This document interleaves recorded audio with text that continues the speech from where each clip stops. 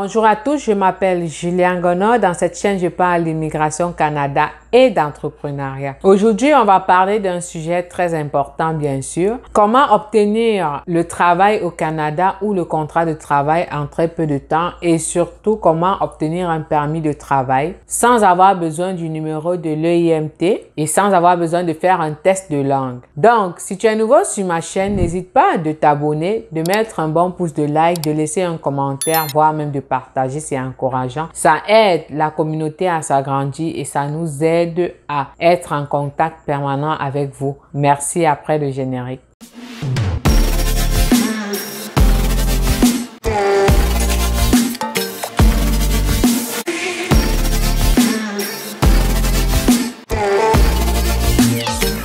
Alors, aujourd'hui, je vais vous parler du programme de mobilité francophone. La dernière fois, j'ai parlé du programme de mobilité francophone plus. Il y en a qui se sont plaints parce que l'Africain n'est jamais satisfait, mais bon, on fait avec. Il y en a qui se sont plaints que c'est juste au Québec, puis c'est monté, c'est descendu. Je pense que le Québec est au Canada. Lorsque vous avez une information, le plus important, c'est de profiter de cette information à la place de chercher à négativer la chose. Bon, aujourd'hui, on va donc parler du programme de mobilité internationale. Ce programme a été conçu pour tout cela. Donc, la langue martinaise, c'est le français. Ça veut dire la langue principale, la langue nationale de leur pays.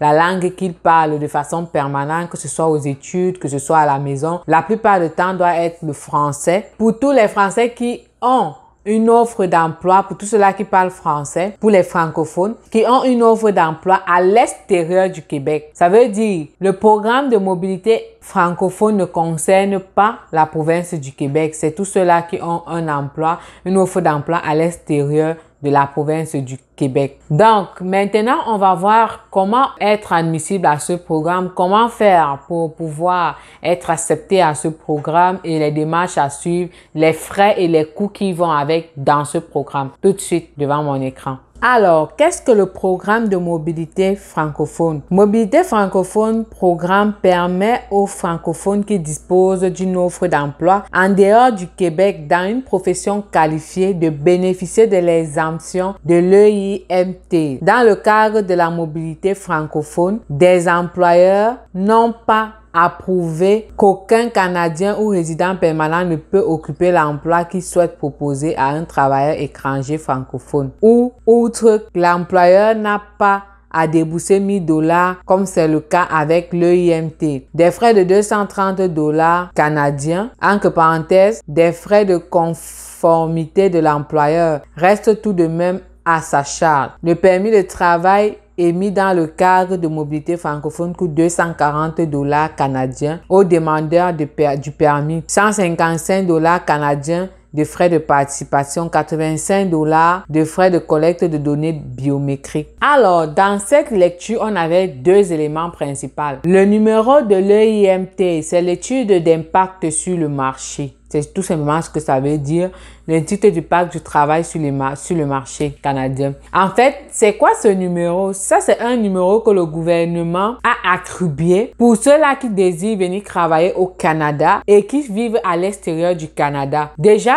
au Canada, personne ne doit manquer du travail. Ça, c'est la base. Personne ne doit manquer du travail au Canada. Alors, le numéro de l'EIMT certifie tout simplement que si le travail a été attribué à cette personne, cette personne qui vit en Afrique, à l'Ouganda, au Sénégal, en France, qui vit à l'extérieur du Canada, n'a pas pris la place d'un citoyen canadien ou d'un résident au Canada qui pourrait travailler. Donc, admettons, c'est juste une politique et une bonne politique d'ailleurs. Vous cherchez du travail étant à l'extérieur du Canada. Mais à l'intérieur du Canada, il y a également des gens qui cherchent du travail. Et c'est pour ça que la plupart du temps, les gens ils déposent des emplois, ils déposent dans les offres, on ne les prenne pas. Tout simplement, malgré leur bon CV, tout simplement parce que la priorité, c'est des citoyens canadiens, ensuite des résidents permanents, ensuite des résidents temporaires.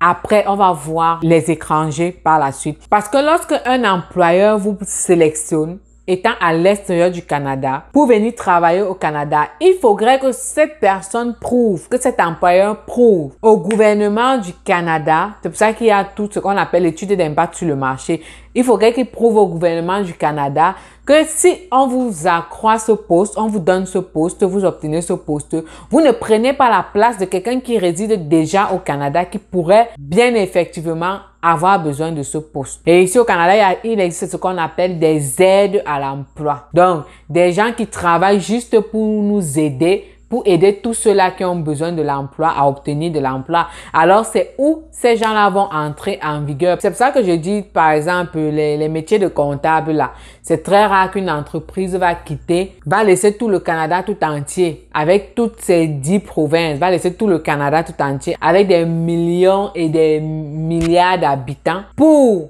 aller prendre directement quelqu'un qui est juste comptable en Afrique. Les comptables, il y en a bien ici. C'est un emploi où plein d'hommes sont dedans. C'est un emploi vraiment évident. Par contre, un truc comme par exemple préposé aux soins, infirmier, des trucs dans la santé, il y en a tellement en manque et tout le monde n'aime pas ça. La santé est épuisante, par exemple. C'est physique, je le dis toujours, c'est physique. C'est sur le mental et le physique. Ce qui fait que ça, c'est des emplois où on aura toujours besoin des gens parce que la plupart se dirigent à être des enseignants, à être des experts comptables, à être d'autres des informaticiens, parce que même informaticien, il faut être quand même qualifié. Donc, je ne sais pas si on se comprend. C'est un peu pour expliquer ce que je viens de lire tout à l'heure. Donc, ce programme concerne les francophones qui vivent à l'extérieur du Canada. Mais, ce programme n'a pas besoin du numéro de l'EIMT. Ça veut dire qu'il n'y a pas besoin d'avoir d'études d'impact du travail sur le marché avec ce programme. Et en ce qui concerne la deuxième chose, c'est qu'en ce qui concerne ce numéro EIMT là, l'employeur avait besoin de débourser jusqu'à 1000 $ canadiens, tout simplement pour vos demandes à vous. Donc, tu comprends que un employeur qui embauche un employé ici au Canada, un travailleur au Canada, n'aura pas besoin de débourser 5 francs pour vous embaucher. Mais pour embaucher quelqu'un qui vit déjà d'abord à l'étranger, il faudra même que lui dépense d'abord. Il dépense 1000 $ pour avoir obtenu le numéro de l'EIMT concernant votre dossier à vous propre. À chaque fois qu'il engage un étranger, il faudrait qu'il dépense 1000 $.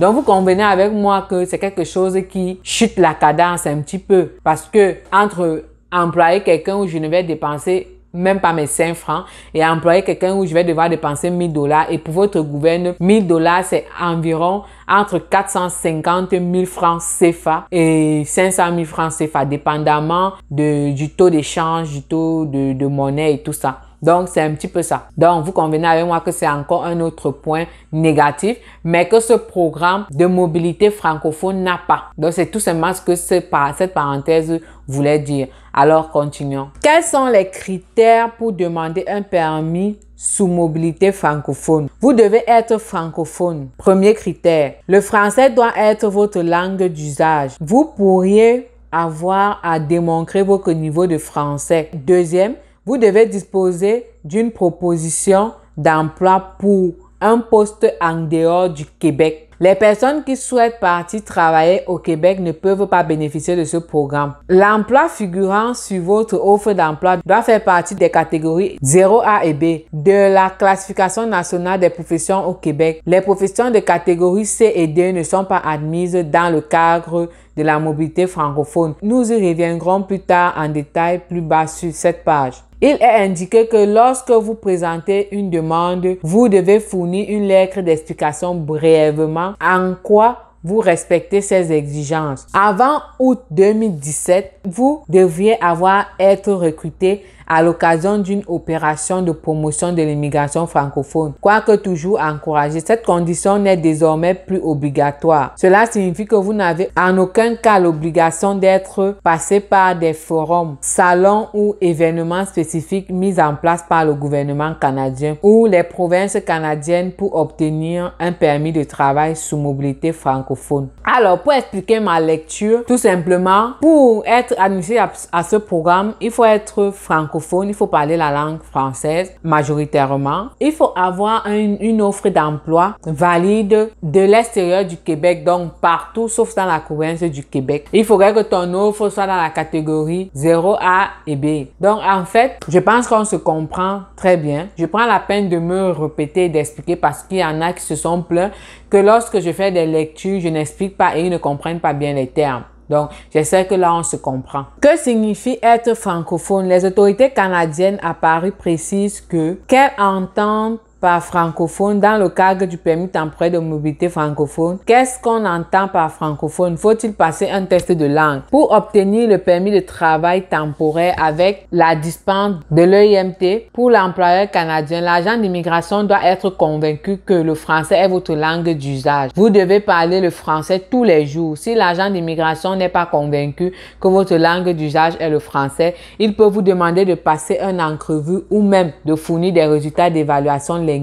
prouvant que vous possédez un niveau intermédiaire avancé ou supérieur en français, soit d'avoir au moins le niveau 7 selon le niveau de compétence linguistique canadien. Notez, depuis la mise à jour de mai 2019, il est précisé que les candidats présentant une demande depuis le Canada ou une demande directement à une frontière canadienne doivent être prêts à fournir les résultats de leur évaluation linguistique. Notez qu'aux yeux de l'immigration canadienne, seuls 2 tests d'évaluation français sont acceptés. Le test d'évaluation français TEF, le test de connaissance du français TCF. Nous ignorons dans quelle mesure les agents demandent automatiquement ou non les résultats de tests d'évaluation linguistique, en particulier aux candidats de nationalité française par exemple, dont la langue maternelle est le plus souvent le français. Si vous avez été vous-même candidat à mobilité francophone dans l'une des situations, n'hésitez pas à nous dire en commentaire de ce dossier comment s'est déroulé le traitement de votre demande. Comment s'assurer que sa profession est bien une profession qualifiée? Pour que l'emploi qui vous est offert soit considéré comme qualifié, il doit faire partie de la catégorie 0A ou B de la classification nationale des professions du Canada. Le code CNP de l'emploi doit donc soit commencer par le chiffre 0, emploi de gestion, soit avoir comme deuxième chiffre l'un des chiffres suivants, 0, 1, 2 ou 3, pour bien comprendre comment fonctionne le CNP. Attention, ce sont les agents d'immigration qui évalueront si ou non votre profession peut bien faire partie de la catégorie 0A ou B de la classification nationale des professions. Ils vont notamment s'appuyer sur la description des tâches et des compétences nécessaires établies par l'employeur. S'il juge que votre profession n'en fait pas partie, votre permis de mobilité francophone pourrait être refusé. Donc, c'est ça en clair. Le programme de mobilité francophone concerne tous ceux-là qui désirent venir au Canada, mais à l'extérieur du Québec. Pour venir, ça ne veut pas dire que vous n'allez jamais vivre au Québec. C'est important, vous pouvez tenter votre chance, mais sauf que pour cela, tout de même, quand même, il faut avoir une offre d'emploi. Et pour avoir une offre d'emploi très rapidement, il faut avoir le bon CV, une lettre de motivation, le CV de type canadien, avoir la force, le courage et la patience de postuler tous les jours que Dieu a créé, que Dieu fait, et aussi de postuler aux offres d'emploi souvent qui sont nouvellement offertes. Ça veut dire une offre d'emploi qui a moins de 30 jours quand même. Une offre d'emploi que ça fait moins de 30 jours que l'employeur a affiché le poste. Donc, c'est souvent quand même important. Des sites fiables, c'est très important. Et aussi la patience et la conviction que vous allez réussir. Avoir un contrat de travail peut te prendre 1 mois, 2 mois, 3 semaines, 1 an, 2 ans, 5 ans, jusqu'à l'abandon si tu veux. C'est la persévérance qui te permettra d'obtenir ce que tu veux et aussi savoir chercher souvent plus. Donc, sur ce, merci de m'avoir écouté jusqu'à la fin. Si tu es nouveau sur ma chaîne, c'est la première fois que tu me vois, je m'appelle Julia Ngono. Je parle d'immigration Canada et d'entrepreneuriat. Si tu es nouveau, n'hésite pas de t'abonner, d'activer la cloche de notification pour ne rater aucune publication car j'en publie 4 par semaine. Et surtout, n'hésite pas de mettre un commentaire, je vais y répondre, de partager. Merci, c'est encourageant et on se voit à la prochaine vidéo.